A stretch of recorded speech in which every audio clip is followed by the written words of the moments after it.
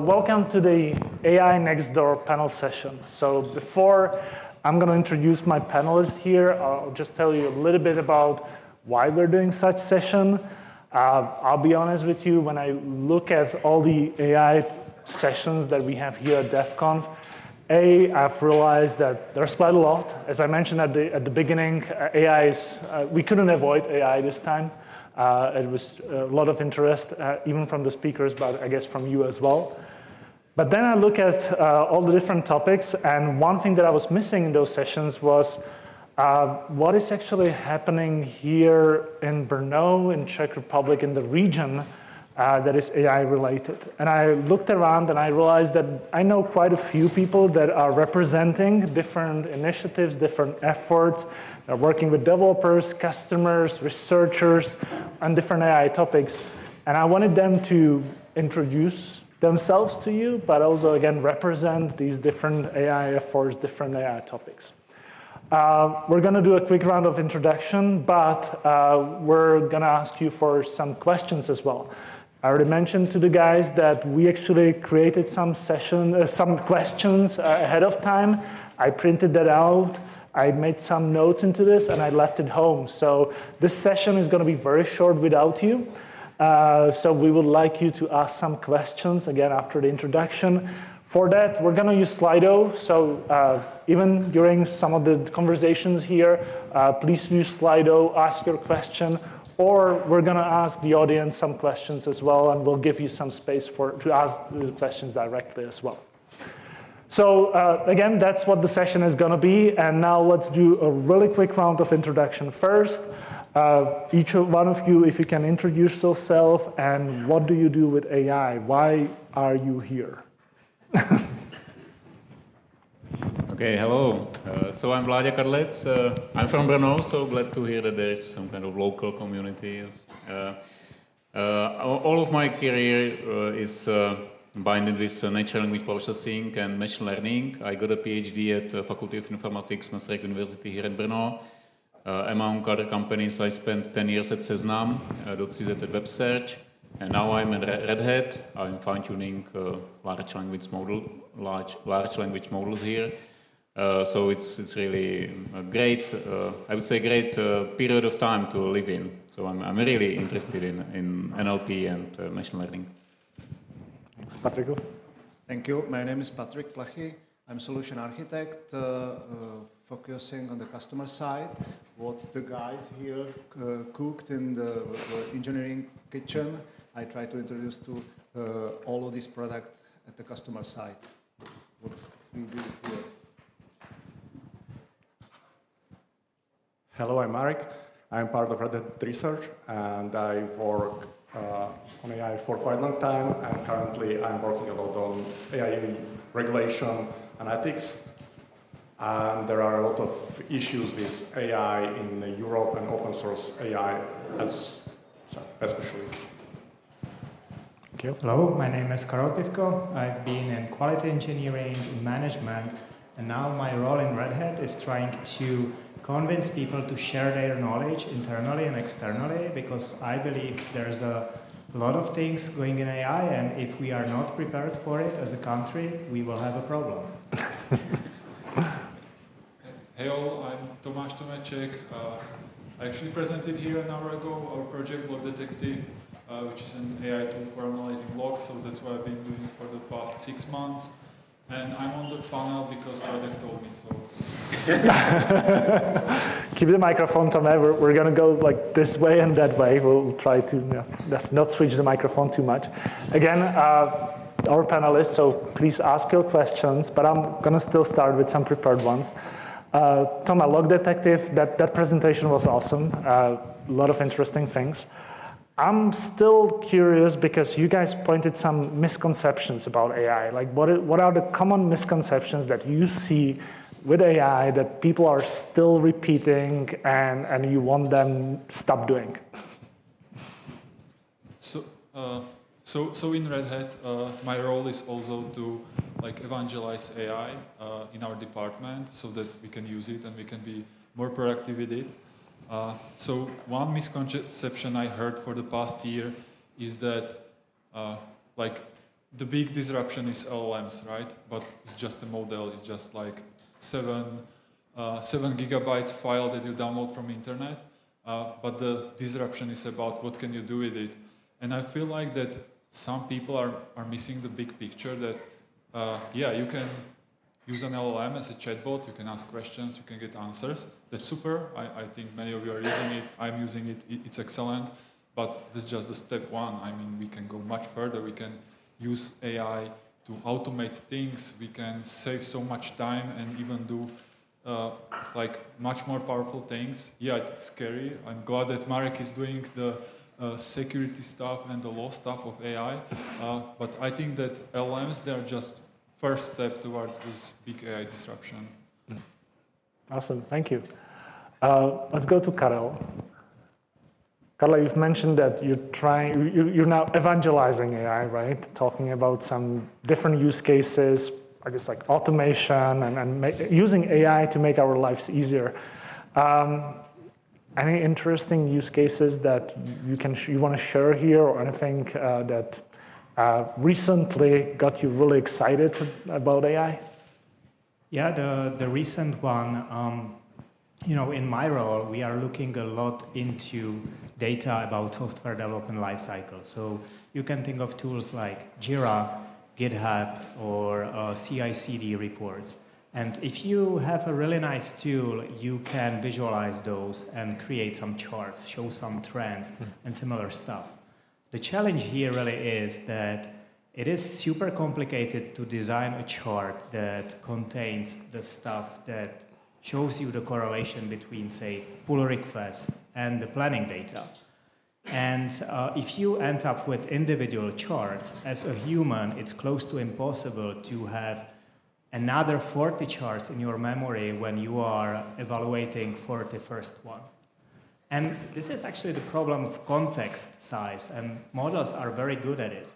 So we realized that we can push that information to a model, and then we can build a chatbot where people can get recommendations based on those data points and have a conversation, ask for clarification, and still the model can point them back to the data. So what has been a big learning part to understand what you see in the charts and what you can get out of it has turned into, here's your recommendation in 2 minutes, and you can go back to your sprint retrospective and talk to the team.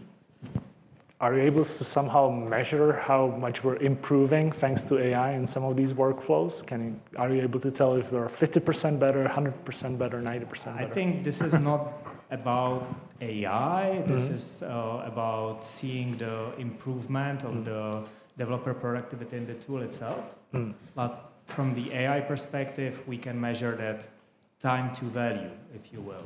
And there's definitely a significant improvement in time to value. We've seen teams that we have onboarded and spent time with them multiple months to help them understand what they see in the data.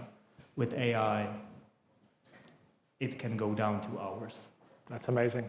Thank you. Marku, every time I look at some news about AI, it seems like there's yet another new thing that I haven't heard about, haven't seen before. It's changing a lot. You're representing research and the future-looking part of this group. What's coming next? Or is it already kind of stable, and can we basically say AI is now in the place where we can start working with it, looking at it, or is it going to be still changing quite a lot? AI is currently in the state where enterprise starts to use it regularly. So there are needs for explainability, transparency, security, and other stuff. And we have a technology, but we don't have the rest.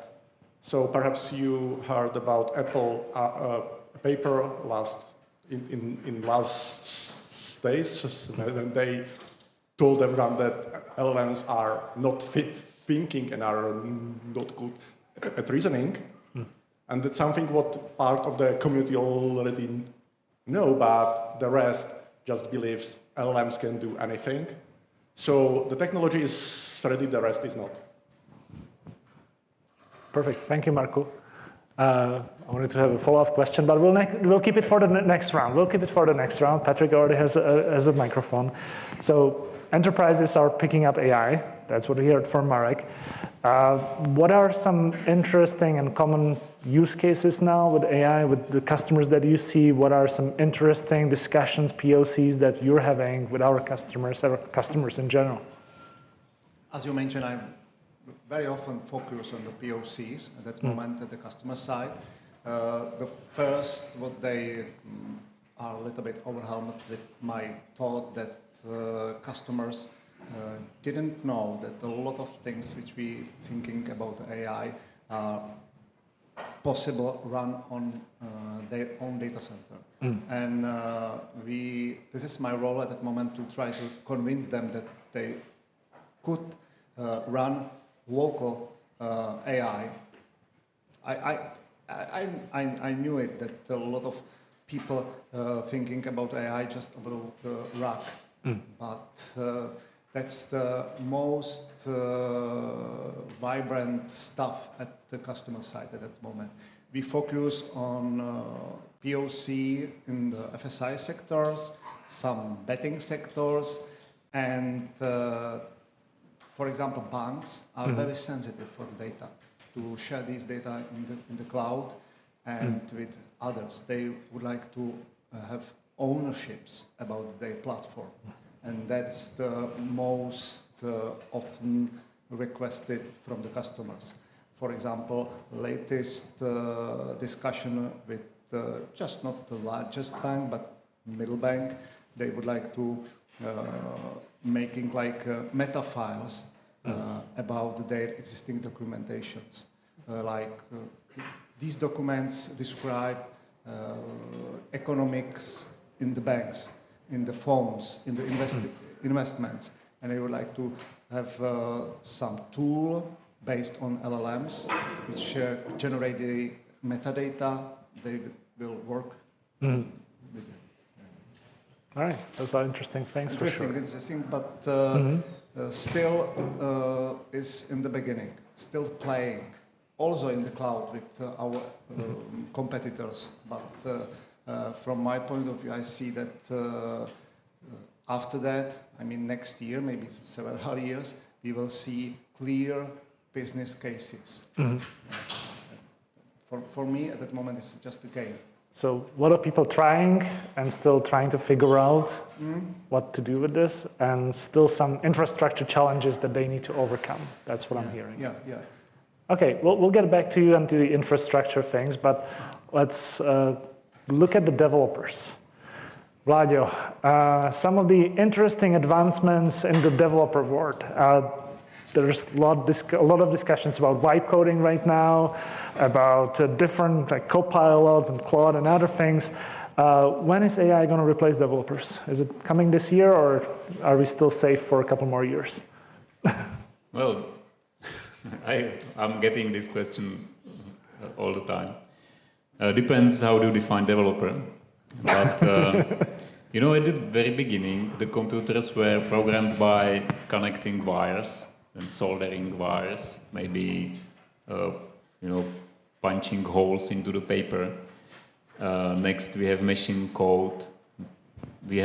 Right now we have higher level languages, and it's just evolution. So now we are able to program computers by just natural languages.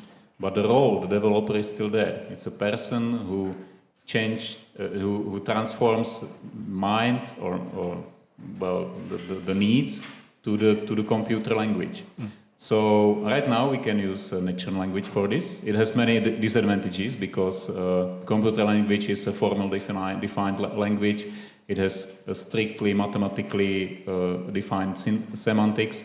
This is not the case for natural languages. So I think that the role will be still there always, because you need someone who will program the computer, but maybe it will be done by just chatting with some machine. Right, so right. In my view, it's just evolution from compilers to vibe coding.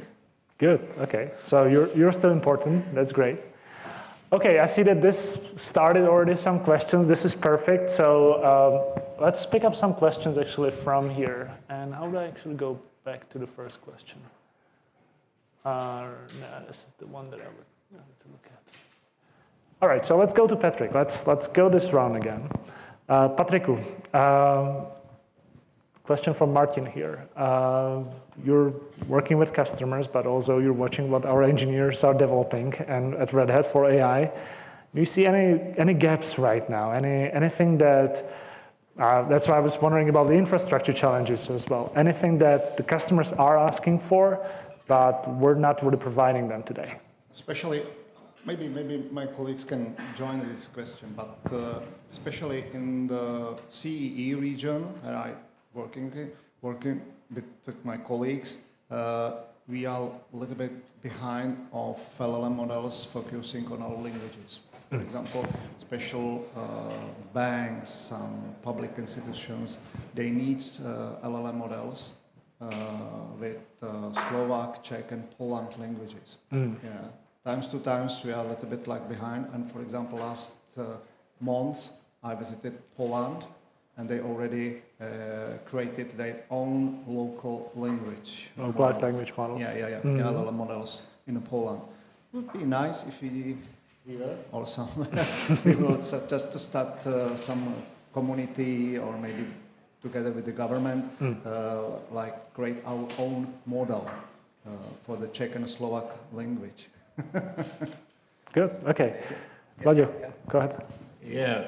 Well, the problem with Czech language is that we are just 10 million people, and this is the main limitation. We have not enough content for training. So there are some techniques, translated documents from English, but this is the main limitation. So I think we should go away like Japan is going to. The problem is that you cannot use every article that you download from internet for training because of the copyright issues. And I think this should change for the Czech language. Access to more content. Okay, let's switch to Marek. Marku, I know that you're looking at some of the languages stuff as well, but there is an interesting question about security-related topics and around LLMs. Is there any interesting research that you're looking at around security of LLMs or in general? Yeah. So we are working on the regulation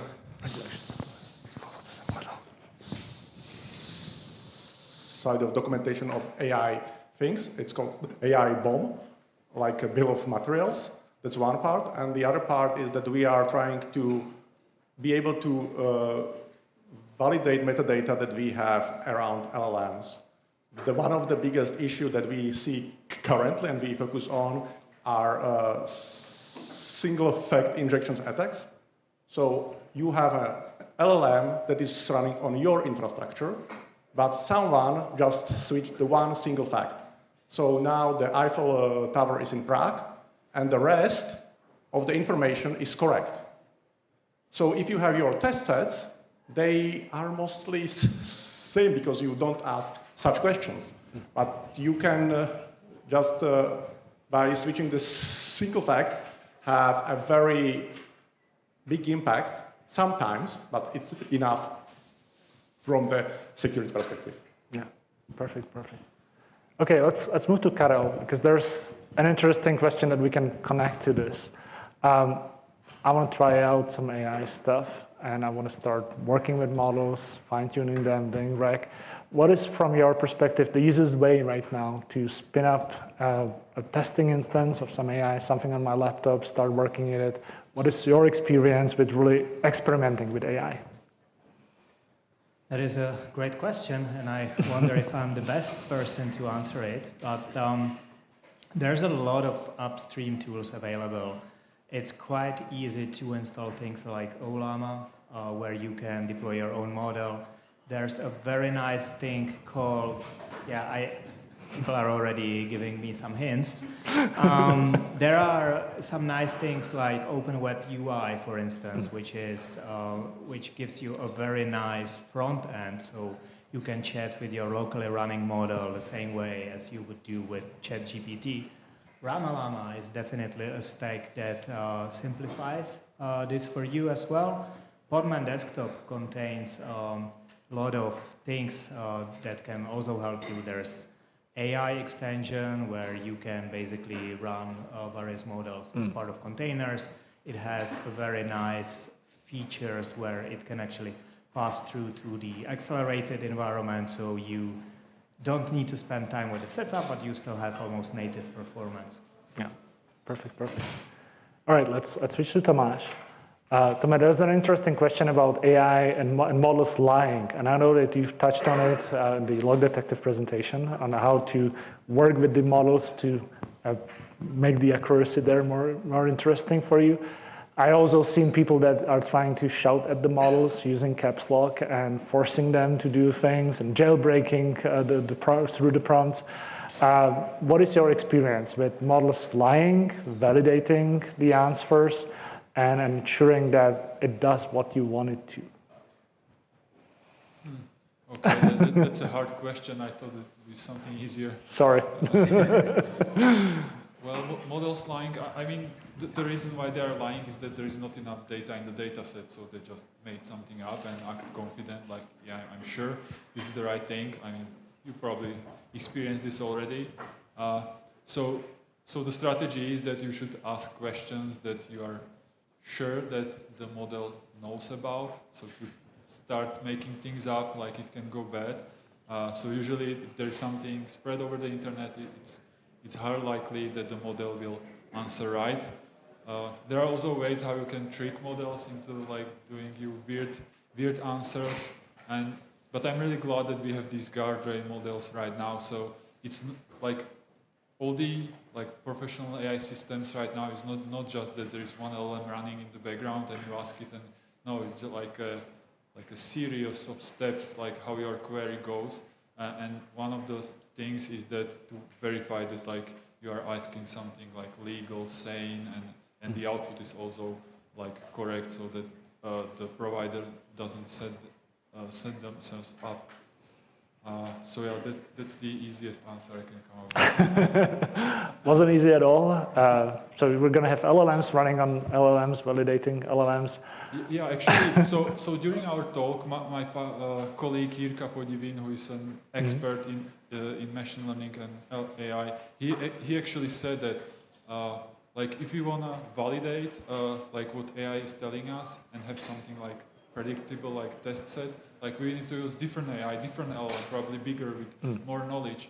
And you can see like where this is going. I mean, if we want to use the same system to validate itself, like we don't have a good answer right now. I don't know if Vladimír or Marek have a better answer, but I'm going to ask Karel this question. So there's a great question about sustainability, pretty much, right? The energy efficiency of the models. And Karel, you also talked about agentic approach, right? So when you have something that just starts a gazillion of different agents and they all have their models and start doing things, how do we control this and how do we actually make sure that this is still sustainable and energy efficient? Well, that's my favorite one. I unfortunately don't have a good answer for that. But if you think about it, we've seen companies signing up contracts with nuclear plants factories to get enough electricity. And there are also some theories that are saying that civilizations who are not able to handle processing of the information they have can kind of like boil themselves by the heat they will produce by processing that information. And the big question is how far we are from that moment. So it's super easy to ask AI anything, but it's also good to understand how it works in the background and have that understanding that generating images can simply cost a lot of energy. So, I think one way forward is to use the right fit size.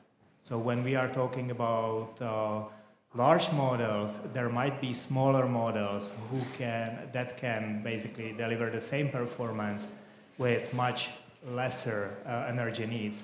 At the same time, it's always a matter of ROI. So if you need to train those models and you only use them a few times, like you will likely not save any energy. There is a great follow-up question. This is going to be a little bit racist, of course, but wouldn't it be better to hire a bunch of Indians sometimes instead of just relying on models? Someone mentioned Builder AI as an example. I think at some point I ask AI how much energy is being spent by different means of transportation. And if you think the model says that walking is probably the most efficient, but if you think how much energy you as a person spend with walking from, I don't know, from here to Spain, actually using a train or plane might not be that bad and will get you there faster. So I don't think this is not a solution. Okay, good. All right, we have a couple more minutes. Marku, people ask here about privacy in AI, censorship as well in AI. Any interesting research things that are happening in this area, or how do you see the future of censoring models? And yeah, we've seen DeepSeek and how it's able to answer certain specific questions. Is this something that we're going to see more or less? What do you think? Yeah, the issue of privacy in LLMs is a very big one. Perhaps you know that Act of AI, the part about large language models, comes into application in August. So from the August, if there will be no change or exception, which we hope there will be no Mistral, no OpenAI in Europe, no Google in Europe, and so on. It's impossible to fulfill the regulation right now because the amount of private data inside is so big, and it's very hard to distinguish what is a private information and what is not. Information about the divorce of Angela Merkel was not private information until she resigned. So from day to day, your model have such information just from the newspaper, and it's a private one. The issue that is there is also that the vendors or creators of big models, like Facebook with Llama 4, they decide that it's safer to forbid of open weights model in Europe at all. So you cannot use Llama 4 in Europe, even for a private or a research intensive. Yeah. All right, Patrik, I know that you've been playing with AI also in your spare time. When we've talked about planning vacations and these kind of things, using AI for these things, web search. So someone asked an interesting question: is AI going to make us dumber at the end? Because we will be too lazy to find information. We'll just rely on models.